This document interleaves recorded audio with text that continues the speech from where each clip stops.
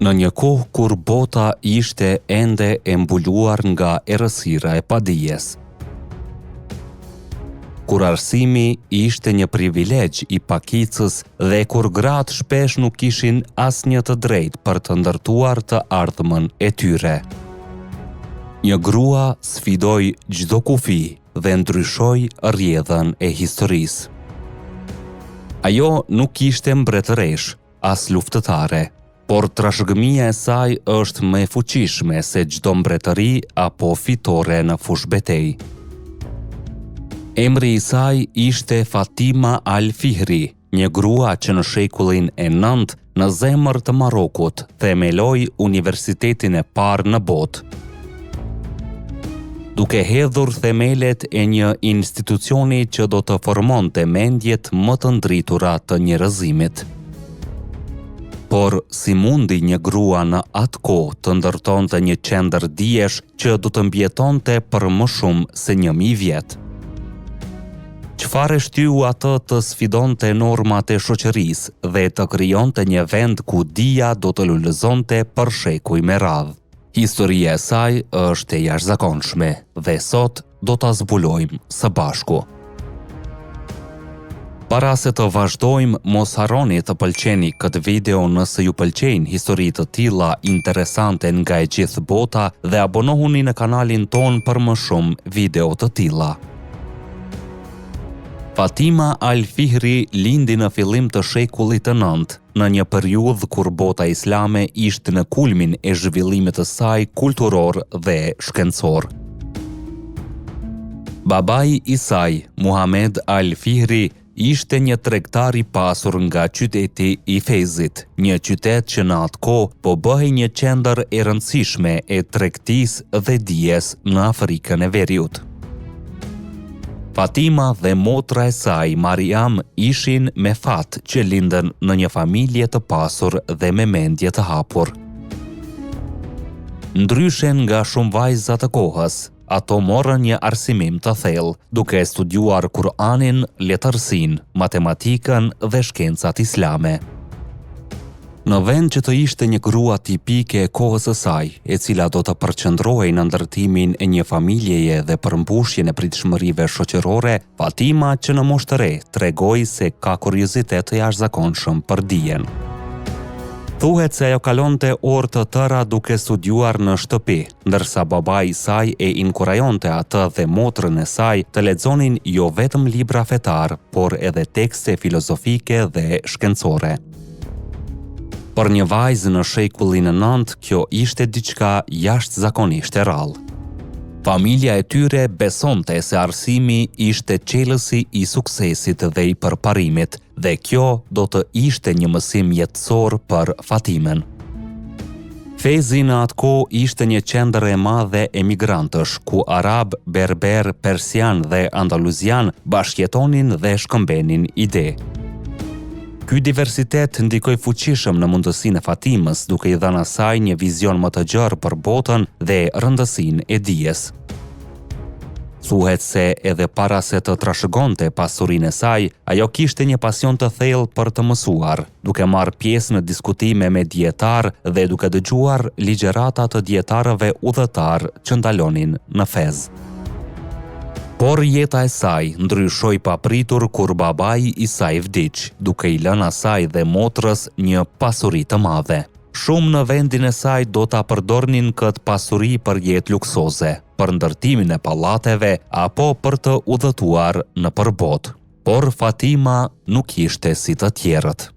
Ajo vendosi që gjithë pasurinë e saj ta përdorte për të krijuar diçka që do të mbjetonte shumë gjatë se një jetë njerëzore. Një vend ku njerëzit mund të vinin për të mësuar dhe për të ndriçuar mendjet e tyre. Në vitin 859, Fatima filloi ndërtimin e një xhamie dhe një institucioni edukativ që do të njihej si Universiteti i Karawine. Ndryshe nga shumë të pasur të kohës së saj, të cilët ndërtonin vetëm xhami për devotshmëri, Fatima al-Fihri e shihte dijen si një urë mes njeriut dhe Zotit.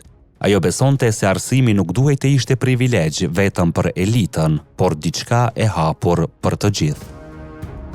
Një nga gjërat më të veçanta që ajo bëri gjatë ndërtimit të universitetit ishte se siguroi që hyrjat në të ishte falas për studentët e përkushtuar, në mënyrë që të gjithë ata që kishin pasion për dijen të kishin mundësi të mësonin. Ndërtimi i një universiteti nuk ishte i lehtë. Fatima përpallej me sfida të vazhdueshme. Disa njerëz e kundërshtonin idenë e saj. Si mund të ishte një grua ajo që udhëhiqte një projekt kaq të madh? Ndërtimi kërkonte vite për t'u përfunduar dhe ajo duhej të menaxhonte me kujdes financat dhe punëtorët. Por asnjë nga këto nuk e ndali atë. Përkundrazi, çdo pengesë e bëri më të vendosur që Universiteti i Karawine të bëhej një institucion që do të sfidonte kohën dhe do të mbetej i pavdekshëm në histori. Duke qenë një grua me vizion, ajo nuk donte vetëm një vend adhurimi, por një qendër të vërtet akademike. Prandaj ajo u sigurua që universiteti të kishte bibliotek, salla leksionesh dhe një sistem arsimor të organizuar, ku njerëzit mund të studionin teologji, matematik, astronomi, mjekësi dhe filozofi. Por ndërtimi nuk ishte i lehtë. Historianët tregojnë se Fatima agjeroi gjatë gjithë kohës sa zgjati ndërtimi i universitetit, duke u zotuar që ky projekt të ishte një akt i pastër devotshmërie dhe përkushtimi ndaj dijes. Pas shumë vitesh pune të palodhur, Universiteti i Karawine ishte gati, dhe ai nuk ishte thjesht një institucion lokal, por shpejt u bë një qendër dijesh që tërhiqte student dhe dietar nga e gjithë bota islame dhe përtej. Universiteti i Karawine nuk ishte thjesht një qendër edukative, ai u bë një thesar i dijes për të gjithë njerëzimin. Ky universitet ka një nga bibliotekat më të vjetra dhe më të pasura në botë, ku ruhen dorëshkrime të ralla mbi mjekësinë, astronominë, matematikën dhe letërsinë. Disa nga mendjet më të ndritura të historisë kanë studiuar ose kanë kaluar në këtë universitet, përfshirë Ibn Khaldun, historiani i madh i shekullit të 14, Averroes Ibn Rashid, filozofi që ndikoi rilindjen evropiane, Gherardi i Cremonës, një përkthyes i njohur evropian i cili përktheu shumë vepra arabe në latinisht. Madje Papa Silvestër II, i cili u bë pap në shekullin e 10, besohet se studioi në Karawine dhe solli në Evropë njohuri të avancuara për matematikën dhe astronominë.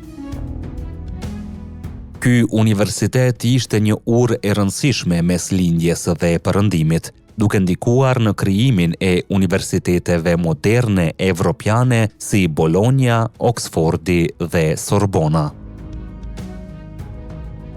Në shekujt që pasuan, Universiteti i Karawine u bë një nga qendrat më të rëndësishme të dijes në botë. Ai u njoh nga UNESCO dhe libri i rekordeve Guinness si universiteti më i vjetër në botë që funksionon ende. Biblioteka e tij përmban dorëshkrime të ralla, përfshirë një kopje të Kur'anit të shekullit të 9, të shkruar me dorë në lëkurë dreri. Vepra të filozofëve grek të përkthyera në arabisht që më vonë do të ndikonin rilindjen evropiane. Dorëshkrime të hershme të mjekësisë që përmbajnë njohuri mbi kirurgjinë dhe trajtimin e sëmundjeve. Sot Universiteti i Karawine vazhdon të funksionojë, duke mbajtur mbi 1160 vjet histori të pandërprerë edukimi. Ai është një simbol i fuqisë së dijes dhe përkushtimit, dhe një dëshmi se një grua me vizion dhe guxim mund të ndryshojë botën përgjithmonë. Fatima Al-Fihri nuk ishte vetëm një grua e pasur që ndërtoi një ndërtesë. Ajo ishte një vizionare që i dha botës një dhuratë të paçmuar, një vend ku mendjet mund të ndriçohen dhe ku dija mund të lulëzojë pa kufi. Në një kohë kur arsimi është më i lehtë për t'u siguruar se kur më parë, historia e Fatima Al-Firis është një kujtesë e fuqisë së dijes dhe përkushtimit. Ajo na mëson se një individ i vetëm mund të ndryshojë historinë, pavarësisht nga rrethanat e tij. Se arsimi është qelësi i progresit dhe duhet të jetë i hapur për të gjithë, dhe se gratë edhe në kohërat më të vështira kanë qenë në gjendje të krijojnë institucione që kanë sfiduar shekujt.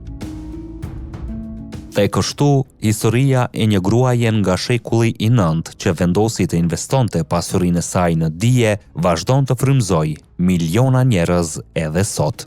Dhe pyetja është, në një botë moderne me kaq shumë mundësi, çfarë do të bënim ne sikur të kishim guximin e Fatima Al-Firis? Nëse kjo histori ju frymëzoi, mos harroni të pëlqeni këtë video, të ndani me të tjerët dhe të na tregoni në komente mendimin tuaj. Sepse historia e njerëzimit është plot me gra dhe burra të guximshëm që kanë ndryshuar botën. Dhe ndoshta ju mund të jeni të radhës. Ju falemnderit shumë për vëmendjen. Ne do të takohemi në videon e radhës.